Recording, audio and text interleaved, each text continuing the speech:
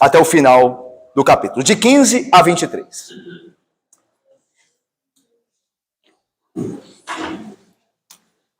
Eu farei a leitura, irmãos. Os irmãos acompanhem com atenção o que Deus nos fala pela sua palavra. Depois nós vamos orar e passarmos a exposição do texto para a aplicação dele pelo Espírito Santo ao nosso coração. Diz assim: Absalão, pois, e todo o povo, homens de Israel, vieram a Jerusalém, e com ele Aitofel. Tendo-se apresentado Uzai, o arquita, amigo de Davi, a Absalão, disse-lhe: Viva o rei! Viva o rei! Porém Absalão disse a Uzai: É assim a tua fidelidade para com o teu amigo Davi?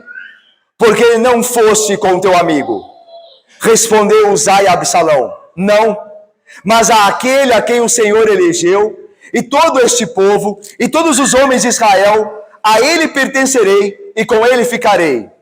Ainda mais, a quem serviria eu? Porventura não seria diante de seu filho? Como servi diante de teu pai, assim serei diante de ti. Então disse Absalão a Aitofel: Dai o vosso conselho sobre o que devemos fazer. Disse Aitofel a Absalão: Coabita com as concubinas de teu pai, que deixou para cuidar da casa, e ouvindo todo Israel que te fizesse odioso para com teu pai, animar-se-ão todos os que estão contigo. Armaram, pois, para Absalão uma tenda no eirado, e ali, à vista de todo Israel, ele coabitou com as concubinas de seu pai. O conselho que Aitofel dava naqueles dias era como resposta de Deus a uma consulta. Tal era o conselho de Aitofel, tanto para Davi como para Absalão. Vamos orar, pedindo ao Senhor que nos fale por meio de sua palavra, irmãos? Oremos. Ó Deus santo e bendito, tua palavra foi lida, ó Deus. Agora, Senhor, abençoa-nos a exposição da mesma. Fala ao nosso coração, ó Pai. Faz-nos entender, ó Deus, que mesmo quando o Senhor nos castiga por nossos pecados, uma vez que nos arrependemos, o Senhor é bondoso, Deus, e misericordioso para consertar os nossos caminhos e nos abençoar como prometera. Louvado seja a tua misericórdia, ó Deus, que dura para sempre, em Cristo Jesus. Assim nós oramos. Guia-nos na exposição da palavra e no entendimento da mesma. Em nome de Cristo, com o auxílio do Espírito, nós oramos. Amém. Meus irmãos, nós temos visto que Davi está fugindo.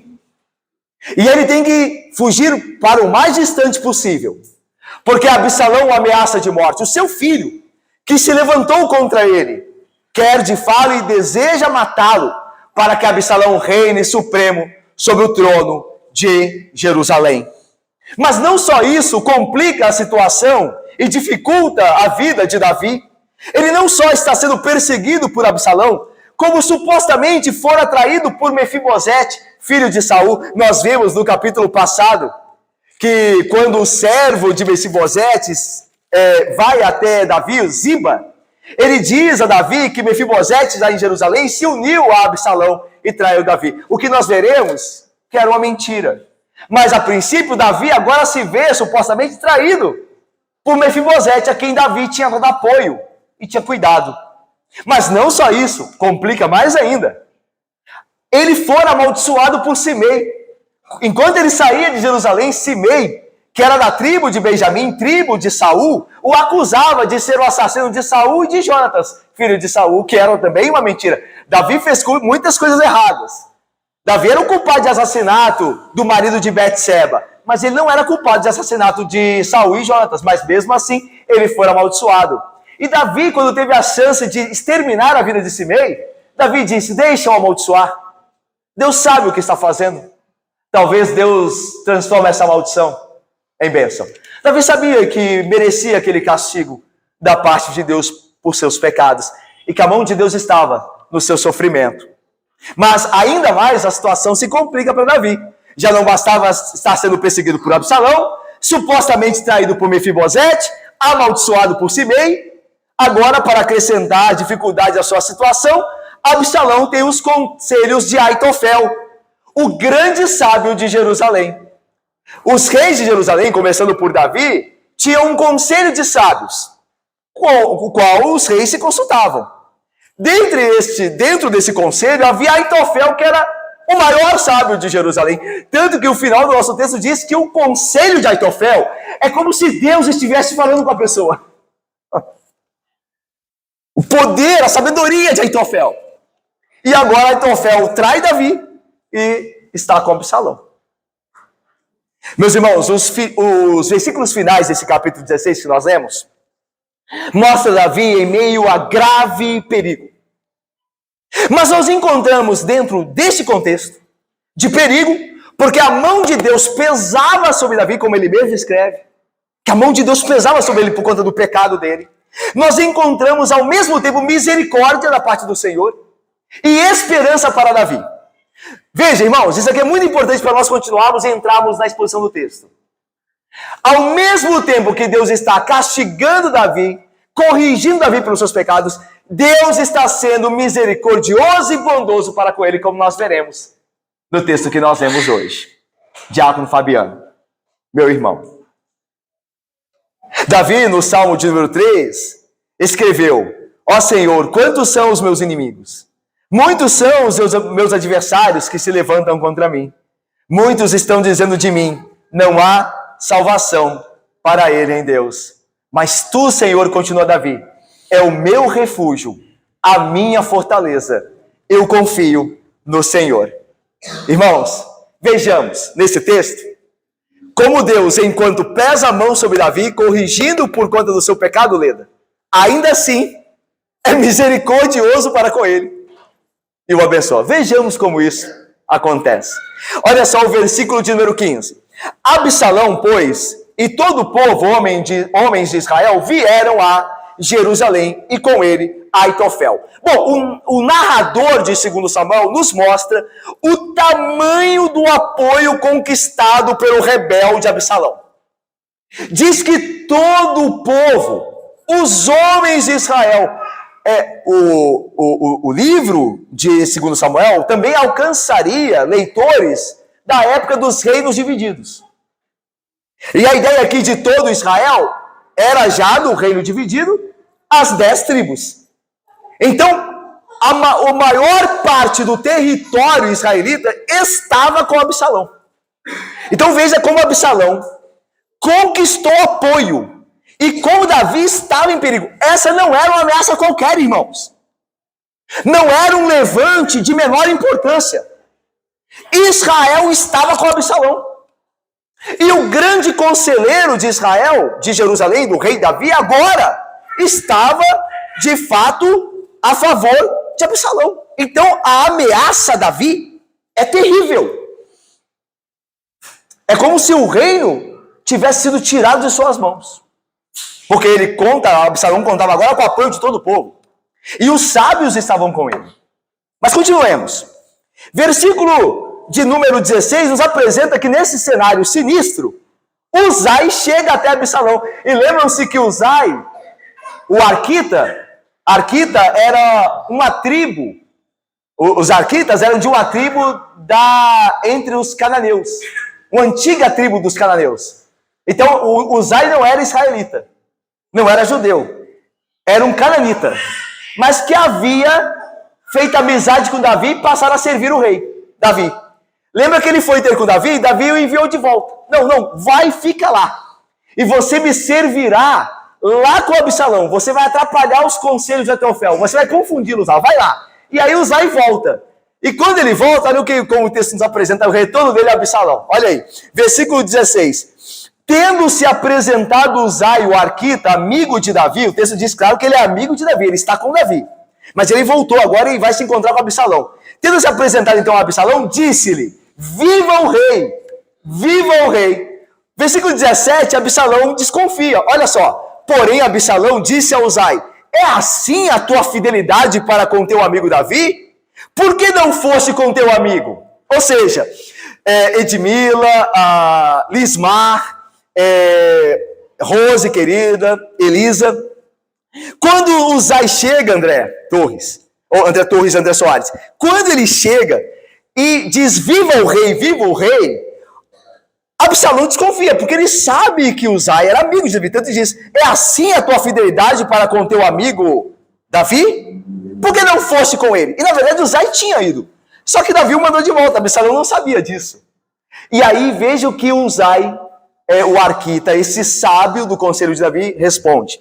Olha o versículo de número 18, 19, leiamos juntos. Me ajudem, por favor, irmãos.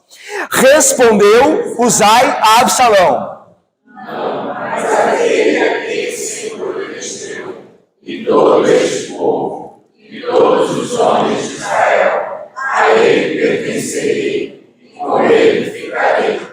Ainda mais a quem serviria eu.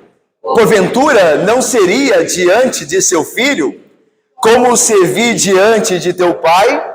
Assim serei diante de ti. A primeira vez que nós lemos este texto, nós temos a impressão de que Uzai está usando, né? Uzai está usando de engodo, de engano ímpio. Ele está mentindo. Ele está enganando Absalão. Porque ele está apoiando Davi. E parece-nos aqui que ele finge que isso não está acontecendo. Estaria então Uzai usando de engano maldoso? Embora possa parecer isso, uma reflexão no texto mais atenta, nas palavras proferidas por Uzai, nos revelará que não. Nos revelará que não. Irmãos, nós temos que concordar que é uma situação difícil para Uzai. Porque ele está amando de Davi, ele tem que obedecer o rei, Davi. Para ele, Davi é o rei, nós veremos isso. E ele tem que ir porque Davi o enviou. Ao mesmo tempo, ele não pode deixar que Absalão entenda assim. Então é uma situação complicada. Não é uma situação fácil. Não é uma situação ordinária. Você não vê as pessoas passando por isso o tempo todo. Em ameaça de morte, ter que acertar a situação, falar a verdade, ao mesmo tempo não mentir, ao mesmo tempo não deixar claro uma coisa. Não é fácil. Então, vamos dar uma olhada mais atenta na resposta de Uzai. Primeiro, Uzai, ele saúda Absalão não como rei. Ele não diz, viva o rei Absalão. Ele diz, viva o rei. E o rei, para Uzai, é Davi. Então Uzai diz, viva o rei, viva o rei. E Absalão subentende que é dele que Uzai está falando. Tanto que Absalão diz, olha, você me considerou rei? Então esta é a tua fidelidade para com teu amigo Davi? Já trocou de rei? Mas Uzai não disse, viva o rei Absalão. Diz apenas, viva o rei. Mas ainda mais, vamos ao segundo aqui. Quando diz assim, quando o Absalão pergunta, é assim a tua fidelidade para com teu amigo Davi? Por que não foste com teu amigo Davi? Uzai responde, não. Aí tem uma vírgula e ele continua. Este não tem a ver com a pergunta primeira ou segunda?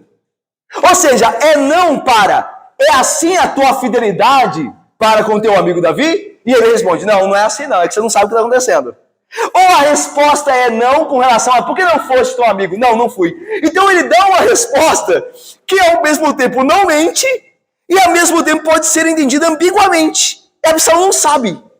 Mas ele não está mentindo. Ele diz, não é assim. Mas não é assim para qual das perguntas? Vamos mais. O terceiro ponto aqui. Uzai declara que a lealdade dele é ao escolhido do Senhor. Ele não diz que é Absalão. Olha só o versículo de número 18. Mas aquele, diz Uzai, a quem o Senhor elegeu, e todo este povo, e todo Israel, a ele pertencerei, com ele ficarei. Ele não diz que é Absalão essa pessoa. Ele diz que é o eleito de Deus, o escolhido de Deus, é a este que eu servirei. E o texto, o livro de 2 Reis, nunca apresenta Absalão como o eleito de Deus para o trono. Ele não era. Quem era Davi? No livro de 2 Samuel, isso é apresentado Davi como ungido, como o eleito de Deus, em 1 Samuel 16, de 1 a 12, e em 2 Samuel 6, 21. Lá diz que Davi é o escolhido do Senhor para reinar. Então, quando Uzai está dizendo, é o escolhido do Senhor, é a ele, ou seja, a quem o Senhor elegeu, e todo esse povo também o fez, é a este homem que a minha fidelidade está, nesse homem está posta. Então a ideia de que não é Absalão, é Davi. Mas Uzai é sábio e prudente com as palavras. Ele deixa propositalmente a linguagem ambígua. Ela serve tanto para se entender uma coisa, Como para se entender outra. Veja a dificuldade de Uzai. Ele está amando de Davi o ungido de Deus. Ele tem que ir. Ao mesmo tempo, ele não quer mentir. Mas ele não pode falar a verdade toda. Porque ele está a serviço de Davi. E aí veja. Outra coisa, irmãos. Uzai vai dizer assim. Ainda mais, a quem serviria eu? Porventura não serviria diante do seu filho? Outra linguagem prudente que ele usa. Por quê? Não é verdade que os sábios de Jerusalém, como todo o povo, devem servir a descendência real? Obviamente num processo justo, não como Absalão, que deram um golpe e tiraram o pai do trono. Mas num processo justo, os sábios de Jerusalém vão obedecer, vão servir os descendentes do rei. Então ele diz, mas para onde? Quem eu serviria? Se não os filhos do rei. E não é assim mesmo? Veja, meus irmãos, a sabedoria de Uzai no momento delicado que ele passara. Irmãos, a linguagem ambígua de Uzai é justificada aqui sob a categoria de engano militar legítimo e espionagem contra o inimigo do Senhor. É que nós aqui, nós não pode parecer fácil julgar, porque nós não vivemos esse contexto de guerra, onde vidas dependem de palavras. Então é fácil falar assim, ele mentiu. Então. Ou ele usou de linguagem não verdadeira. É porque nós não estamos envolvidos dentro do contexto. E é interessante que Deus aprova esse tipo de comportamento. A situação é um atenuante para essa linguagem ambígua. Vocês se lembram das parteiras hebreias? Quando o faraó ordenou que elas matassem os meninos hebreus, e elas não fizeram. E o que elas disseram a faraó? Quando nós chegamos lá, os meninos já nasceram porque as hebreias são muito fortes. Era uma mentira. E diz que Deus as abençoou. Difícil isso, não? Não é? Difícil? Outro ponto. Lembra de Raabe, a meretriz? Que escondeu os espias quando eles foram em Jericó? Ela disse, eles não estão aqui. E ela tinha escondido eles. Como é que Deus trata isso? Deus julga isso como um atenuante. Ele vê a situação e julga. A finalidade última não é ser ambíguo, nem mentir, mas é preservar a vida. É preservar aquilo que é reto. E numa situação atípica, a maioria de nós nem passará nunca por isso. É provável que você morra, e eu também. Você nunca passar por uma situação dessa. Mas naquela época era muito comum. E o Senhor, não que não fosse uma mentira e que Deus desaprova mentiras, mas o Senhor é um juiz justo. Ele julga o contexto. Ele sabe o que está acontecendo. Não é uma mentira por mentir, pelo prazer de mentir. Eu quero enganar aquela pessoa. Não é. Mas eu tenho que preservar uma vida que morreria injustamente nas mãos dos inimigos de Deus. Então é uma situação muito delicada, muito atípica. E Uzai tem que ser entendido dentro desse contexto. A linguagem ambígua é proposital. Ele procura não mentir, mas ao mesmo tempo procura usar de uma linguagem que Absalão não entenderia. Mas vamos mais. É preciso aqui observar que lembrar que a antiguidade, a ambiguidade, melhor dizendo, pretendida por Uzai aqui, é a forma que Deus usa para trazer ruína sobre o usurpador que era Absalão. Ou seja, o engano que Uzai faz a Absalão, e como Absalão cai nesse engano, é a maneira que Deus usa para punir Absalão. Por quê? Porque Absalão também enganou. Lembra? Ele enganou Davi, seu pai. Lembra quando ele disse que ia adorar, quando ele estava ainda a tramar contra o seu pai? Ele pediu a Davi autorização. Pai, deixa eu ir para tal lugar adorar ao Senhor. E ele estava ainda para preparar a traição que ele faria. Ele enganou seu pai. Agora ele é enganado. Porque isso é um princípio bíblico, irmãos, que vale para hoje também. Olha só o que diz a Bíblia. Paulo vai dizer assim, no Novo Testamento. Tanto que a Bíblia fala a mesma coisa. Nós estamos vendo uma história do Antigo Testamento e no Novo Testamento você vai ver o mesmo princípio doutrinário. Olha só. Paulo diz assim, mas os homens perversos e impostores, que é o caso de Absalão, irão de mal a pior, enganando sim, mas sendo enganados. Eles enganam aqui para serem enganados lá. É a doutrina da justa retribuição. O que você fizer aos homens, Deus fará com você. Essa é uma doutrina que vai do Antigo Testamento ao Novo Testamento. E Deus está usando a linguagem ambígua de Uzai numa situação difícil, atípica, para dar o troco, por assim dizer, para dar a paga a Absalão, que enganou seu pai, e agora ele será enganado. Então Deus usa as atitudes humanas, Deus usa esses contextos todos para fazer a sua vontade. Então, irmãos, aqui nós aprendemos que Deus é justo retribuidor. Portanto, se nós queremos receber o bem do Senhor pela sua graça, façamos, segundo a mesma graça, o bem também. Porque Deus dará a cada um segundo as suas obras. Mas vamos continuar o texto. Versículo de número 20. O autor, o narrador aqui, o autor do livro, vai nos fazer entender quão grave era o perigo enfrentado por Davi. E agora o texto muda de foco de Uzai para Aitofel. Então sai de um dos conselheiros de Davi, que se apresenta agora como conselheiro de Absalão, que era Uzai, para Aitofel, que estava mesmo partidário de Absalão. Esse estava falando a verdade com Absalão. E ele dará um conselho a Absalão, que por meio deste conselho atendido, todo o laço de Absalão e Davi vai acabar completamente. Israel vai entender que Absalão está completa e definitivamente contra o seu pai. Olha só o versículo de número 20. Então disse Absalão a Aitofel: dai o vosso conselho sobre o que devemos fazer. Então, a princípio, Davi enviou Uzai para atrapalhar o conselho de Aitofel. Mas isso ainda não é nos revelado aqui. Uzai ainda não vai ter chance de fazer algo.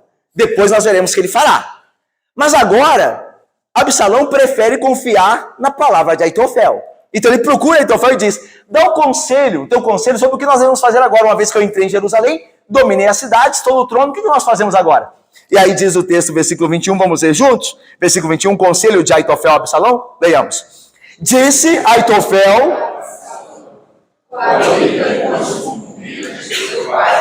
deixou para cuidar da casa, e ouvindo todo Israel, que te fizeste o justo para com teu pai, animação todos os que estão contigo. Irmãos, os reis daquela época, por vezes tomavam as concubinas de outro governante dominado como tributo, como parte do tributo que aquele rei tomava do dominado, do rei que fora derrotado, e também como um sinal do seu domínio sobre aquele reino conquistado.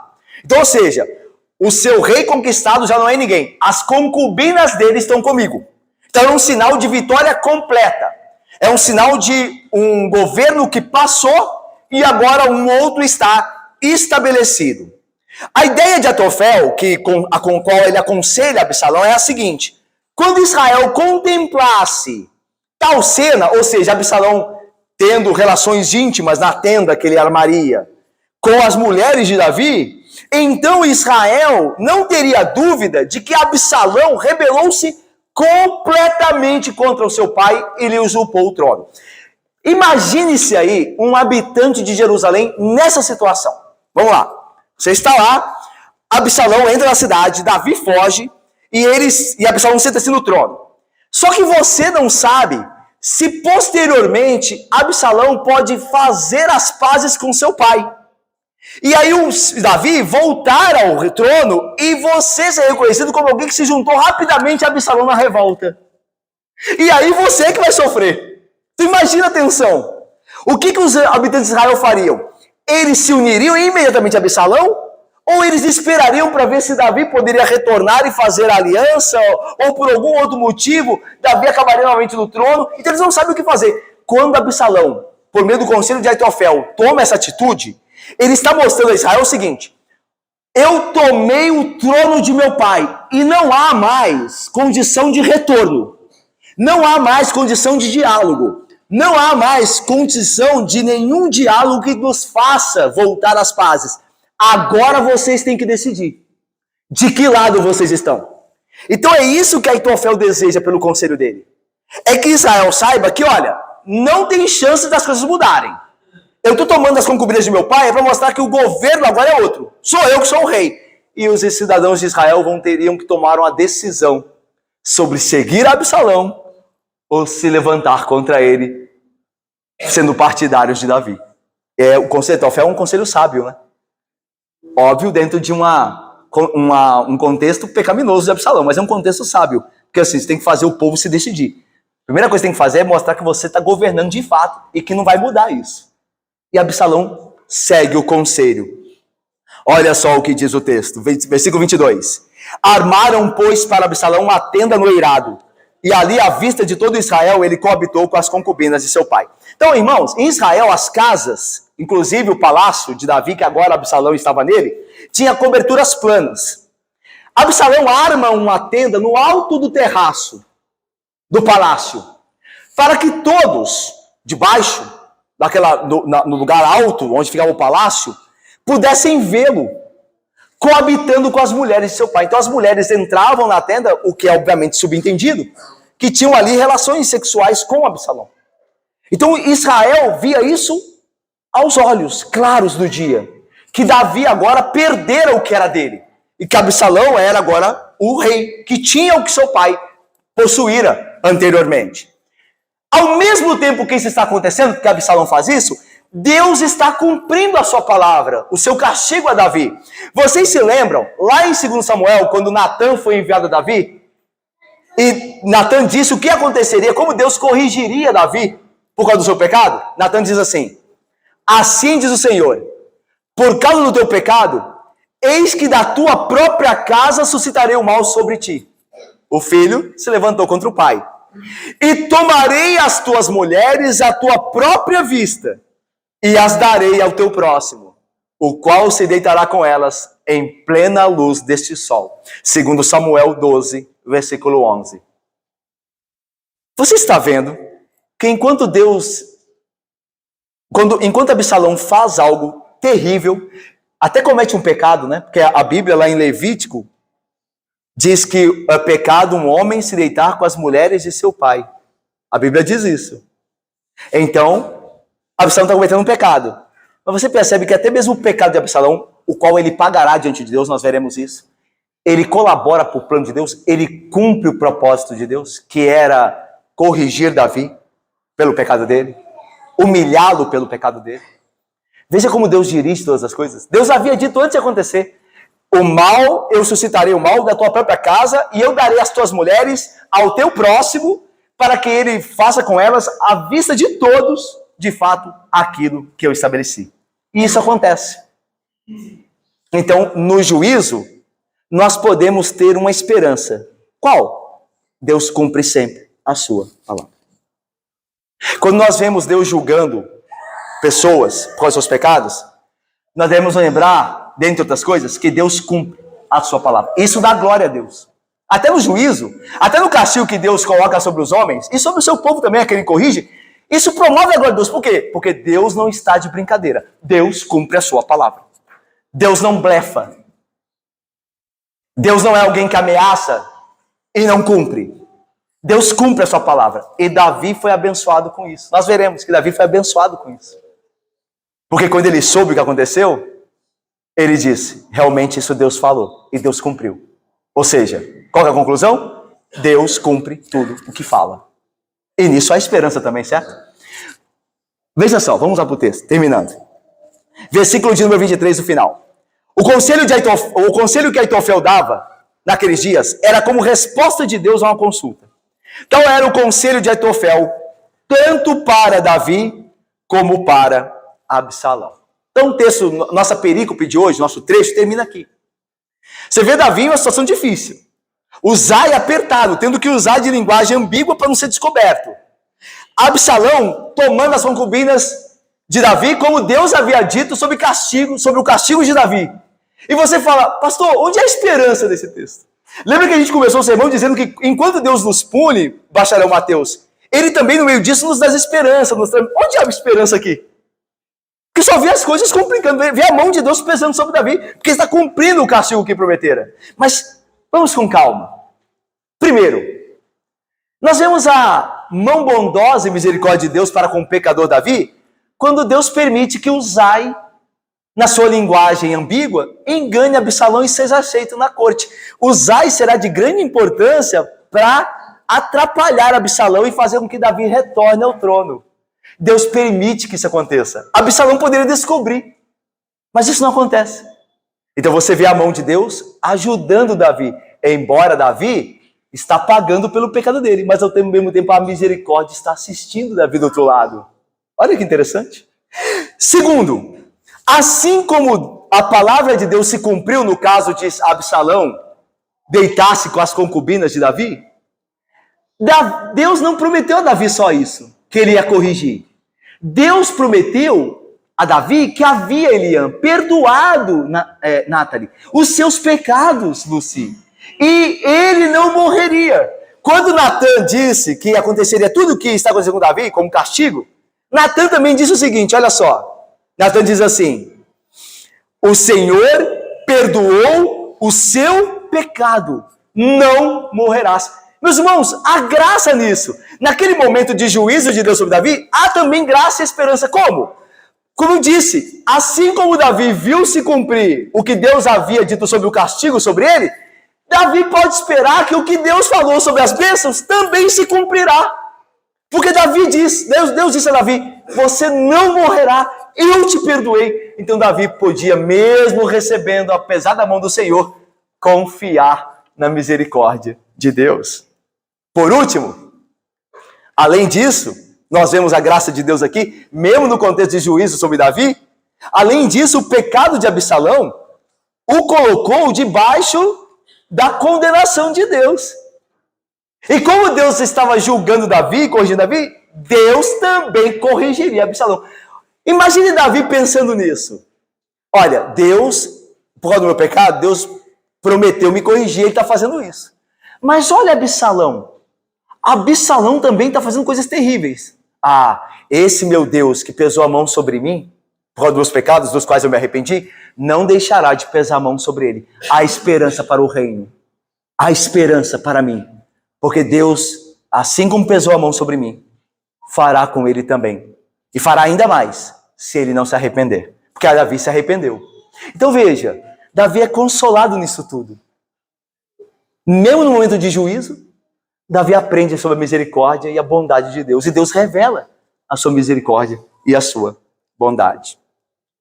Terminando, Davi escreveu no Salmo 3, nós lemos ele no início, o seguinte: Senhor, como tem crescido o número dos meus adversários. São numerosos os que se levantam contra mim. São muitos os que dizem de mim, não há Deus e nem salvação para ele. Porém tu, Senhor, és o meu escudo, és a minha glória e o que exaltas a minha cabeça. Com a minha voz clamo ao Senhor, e ele, do seu santo monte, me responde. Davi escreveu esse salmo enquanto fugia de Absalão. É nesse contexto todo que nós estamos vendo que Davi escreveu esse salmo. Senhor, os meus inimigos cresceram. Eu sei que isso é por causa do meu pecado, mas ao mesmo tempo eu sei que o Senhor aceita o pecador arrependido. Eu sei que o Senhor é refúgio para os que se arrependem e que o Senhor exaltará aqueles que se humilham. Portanto, Senhor, eu reconheço o meu pecado. Me exalta como o Senhor prometeu. O Senhor é misericordioso. Eu clamo ao Senhor e Ele me ouve. É um pecador como eu e você, que recebe muitas vezes a mão de Deus como castigo, mas dentro do processo se arrepende e tem esperança certa de que Deus há de consertar o caminho. Irmãos, a esperança que Davi recebeu no cumprimento da palavra de Deus é a esperança que eu e você podemos desfrutar agora, mesmo em meio ao mais perigo mortal. Hebreus, a carta aos Hebreus, no capítulo 13, nos diz assim: Deus nos diz, eu nunca te deixarei, nem te desampararei. Ainda que nós mereçamos, Deus disse isso a nós. Eu nunca te deixarei, jamais te desampararei. Assim como Davi também não merecia, mas Deus não abandonou. E nós vemos isso, mesmo sob o juízo, Deus está sendo misericordioso com Davi, começando a consertar o seu caminho. Irmãos, a segurança e a esperança no Senhor que desfrutou Davi na hora mais escura pode ser sua também. Eu não conheço a sua vida a fundo. O Senhor conhece. E às vezes você pode estar sendo disciplinado pelo Senhor por causa de algum pecado seu. Pode ser que isso esteja acontecendo com você.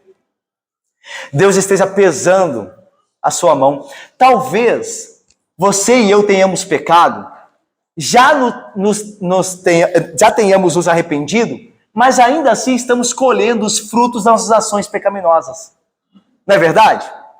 Às vezes nós pecamos, nos arrependemos, mas as implicações do pecado estão aí. Não é verdade? Mas lembre-se desse texto, que enquanto Deus nos traz as implicações dos nossos pecados, Ele nos abençoa também. Aliás, o fato de Deus trazer implicações ao nosso pecado já é em si uma bênção. Como? É um lembrete para que você não faça mais. Às vezes os pecados nos deixam marcas, como um acidente deixa uma cicatriz. Às vezes é o que você fez errado há muito tempo atrás e passou um aperto por conta disso. Do que você já se arrependeu, ainda traz algumas lembranças. Essas lembranças são bênçãos de Deus, para que você nunca mais faça. Para que você se lembre na dor que você se meteu por conta do seu pecado. Então, às vezes, Deus deixa cicatrizes para que nós jamais esquecemos o que o pecado nos fez. E assim, fujamos do pecado e sirvamos a Deus, vivendo para Ele. Mas Ele é misericordioso, como está sendo com Davi aqui. Ainda que Davi não merecesse, como nós não merecemos. Mas por Cristo, por causa do sacrifício, como Davi escreveu, eu clamo ao Senhor, e do seu monte alto, do seu santo monte, Ele me responde. O monte santo é Sião. E lá acontecia o quê? O sacrifício do templo. O sangue era derramado. Eu clamo ao Senhor, e pelo sangue derramado, Ele me responde. E por Cristo, Ele me responde. Ainda que eu seja um pecador, ainda que eu esteja sendo disciplinado, eu clamo a Ele, e Ele me responde. Que esse seja um consolo para a sua vida.